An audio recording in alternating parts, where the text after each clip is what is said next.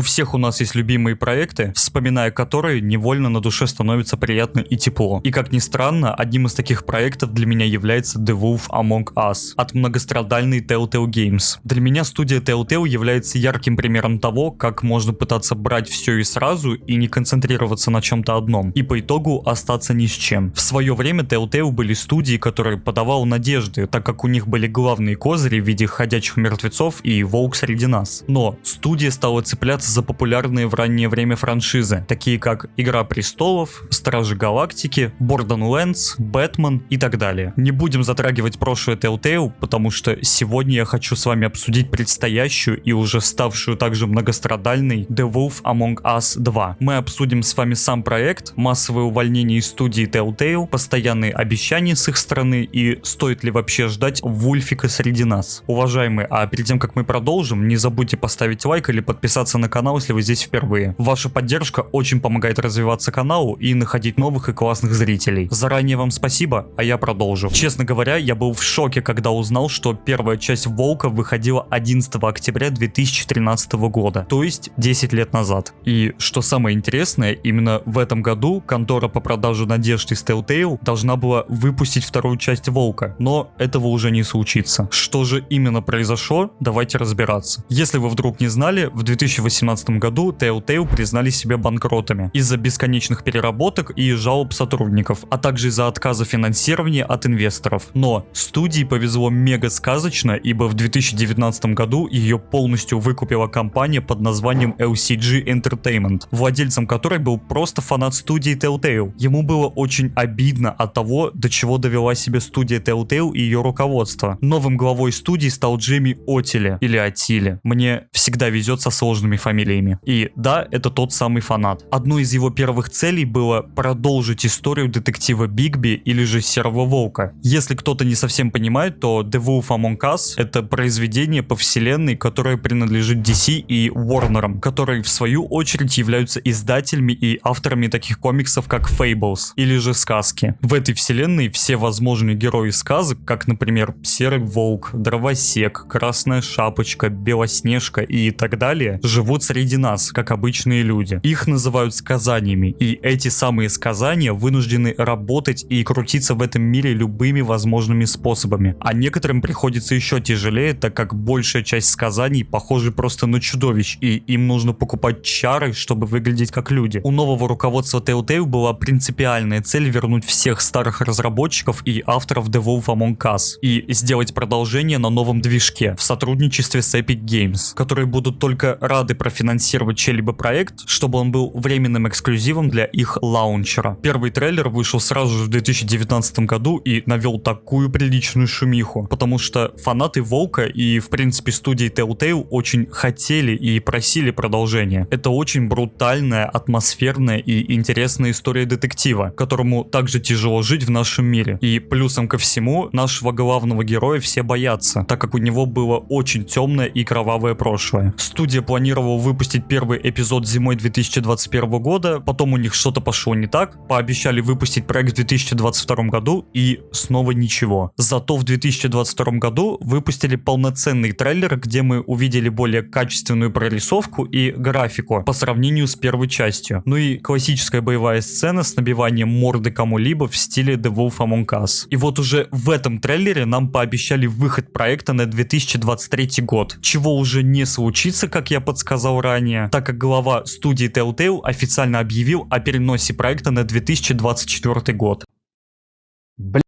С чем это связано? По его словам, сотрудники просто не успевают заканчивать проект в необходимые сроки, так как одновременно с Волком студия делала еще один революционный для себя игровой проект по сериалу The Expanse. Честно говоря, я не играл в этот проект, потому что пока просто не успел, но попробовать бы хотелось, чтобы просто узнать, что там Telltale сделали такое у себя революционное. Но не суть. И перед студией встал выбор: заставить сотрудников перерабатывать и выпустить проект сырым, или спокойно дать всем отдохнуть, чтобы все со спокойной душой доделали Волка. Я думаю, выбор очевиден. И я не могу винить студию, ведь она просто не хочет повторять своих прошлых ошибок. Telltale сказали, что в качестве компенсации за постоянные переносы и ожидания выпустят сразу целую игру со всеми эпизодами, а не по одному эпизоду в месяц. Если это так, то это будет просто красивый поступок от Telltale. Также у студии в октябре прошел ряд массовых увольнений, и в связи с чем это произошло, абсолютно неизвестно, так как бывшие сотрудники подписывали договор о неразглашении. Единственное, что они точно подсказали, это то, что вторая часть Волка пока и вправду далека от идеала, и ей был необходим перенос. Я правда надеюсь, что продолжение выйдет достойным, чтобы мы точно могли понимать, что студия двигается в правильном направлении. Поначалу у проекта был очень маленький бюджет, но за это время появились инвесторы и появились те же самые Epic Games, которые финансируют проект ради временной эксклюзивности. Это не первый случай, они так делают уже давно. Ну, а если быть чуть точнее, студии выделяли $8 миллионов